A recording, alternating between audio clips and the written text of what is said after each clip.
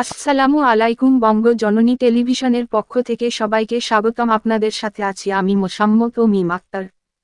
বিশ্বের কয়েকটি দেশে সংক্রামক রোগ এমপক্স, মাঙ্কিপক্স ছড়িয়ে পড়ায় দিনাজপুরের হিলি সীমান্তে নেওয়া হয়েছে বাড়তি সতর্ক।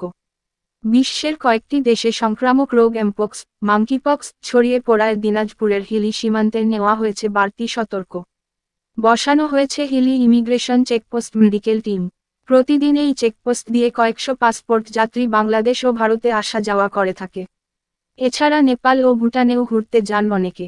বিষয়টি নিশ্চিত করে হিলি ইমিগ্রেশন ওসি শেখ আশরাফুল বলেন, বিশ্বের কয়েকটি দেশে মাঙ্কিপক্স ভাইরাসের প্রাদুর্ভাব ঘটেছে।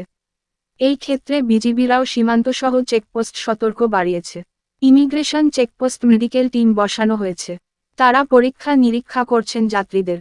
হাকিমপুর স্বাস্থ্য কমপ্লেক্স ও পরিবার পরিকল্পনা কর্মকর্তা ইলতুতমিশ আকন্দ বলেন, যেহেতু বিশ্বে এমপক্সের আবির্ভাব হয়েছে, হিলি একটি স্থলবন্দর এলাকা, এখান থেকে মানুষ বিভিন্ন জায়গায় যাওয়া আসা করে, সেই কারণে আমাদের হিলি ইমিগ্রেশনে একটি মেডিকেল টিম দেওয়া আছে যাতে ভারত থেকে যাত্রীরা আসলে এমপক্স আছে কিনা সেটি শনাক্ত করবে।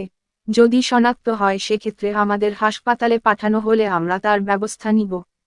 তিনি আরও বলেন, যদিও আমাদের হিলিতে মাঙ্কিপক্স রোগী পাওয়া যায়নি, কিন্তু আমরা সতর্ক অবস্থায় আছি।